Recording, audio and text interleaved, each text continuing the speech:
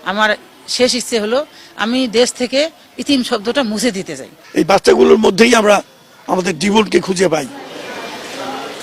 গোলাপখাঁ শিশু সদনের গেট পেরিয়ে ভেতরে গেলেই দেখা যায় ছিমছাম পরিবেশে 1 একর জমির চারদিকে নির্মিত টিন শেড বিল্ডিং।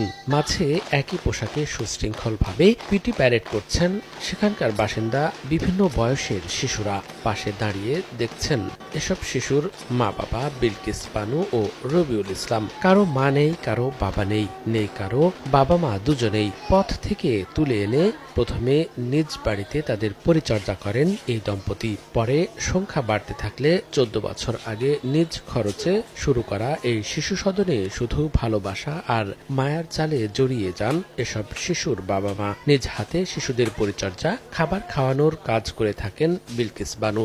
এই দম্পতির এক ছেলে এক মেয়ে থাকলেও এখন সব শিশুরাই তাদের সন্তান। শিশুদের শিক্ষার জন্য সদনে গড়া বিদ্যালয় পরিচালনা ও প্রতিদিনের খাবারের ব্যয় বহন করতে অনেকটাই হিমশিম খেতে হচ্ছে তাদের। তবুও আগামীতে ট্রাস্টের মাধ্যমে সারা দেশ থেকে এতিম, অনাথ ও পথ শিশুদের এনে শিক্ষিত করে মানুষ হিসেবে গড়ে তোলার ইচ্ছা এই দম্পতির।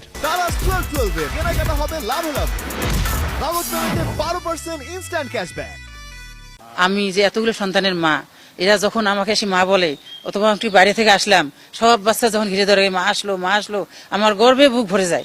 আমি আর পৃথিবীর সবকিছু আমি ভুলে যাই। আমার শেষ ইচ্ছে হলো আমি দেশ থেকে ইতিম শব্দটা মুছে দিতে চাই। আর কোনো দেশে যেন কেউ বলে না যে আমি ইতিম। আমি সব ইতিম মুছে দিতে চাই। আমরা 9 জন বাচ্চাকে নিয়ে এই গোলাপখাঁ শিশু সদন গড়ে তুলে এগিয়ে নেই। সবকিছু ত্যাগ করে আমরা এই পথ বেছে নিয়েছি।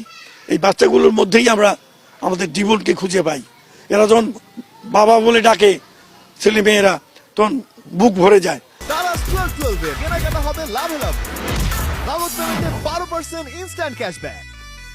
এখানে আসা শিশুরা তাদের অতীত ভুলে এই দম্পতিকে বাবা মা মেনে সামনের দিকে এগিয়ে যাওয়ার চেষ্টা করছেন। কেউ পড়ছেন অনার্সে, আবার কেউ কেউ ঢুকে পড়ছেন কর্মে। ভালো কিছু করতে পারলে এই বাবা মায়ের আদর্শ মেনে চলার ইচ্ছা তাদের। আমার নানি আমাকে এখানে দিয়ে গেছে, এখানে আমি খুব ভালো আছি। আমাদের মা বাবা আমাদের খুব যত্নে পড়াশোনা করান, ভালোভাবে দেখাশোনা করেন সবসময়। এখানে সবাই আছে, অনেক ভালো করে মিশতে পারি, যখন ইচ্ছা সেটা করতে পারি, টিভি দেখি, অনেক কিছু করতে পারি। এই মা অনেক ভালো, আমাদের আদর স্নেহ ভালোবাসা দিয়ে মানুষের মতো মানুষ করতেছে। অনেক এই বাবা অনেক ভালোবাসে আমাদেরকে। ভবিষ্যতের আলো দেখিয়েছে, কেমন করে চলতে হবে, কেমন করে সবার সাথে মানুষের সাথে মিশতে হবে। আমি যদি ভালো পর্যায়ে যাই, অবশ্যই এই মা বাবার যে আদর্শগুলো এগুলো আমার ভিতরে থাকবে। আমিও এরকম অনাথ যে অসহায় যে মানুষ আছে তাদের পাশে দাঁড়াবো, তাদের দেখাশোনা করব।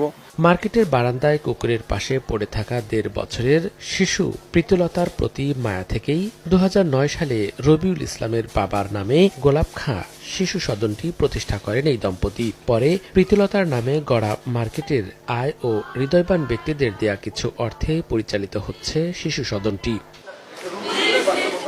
সময় সংবাদ, কুড়িগ্রাম।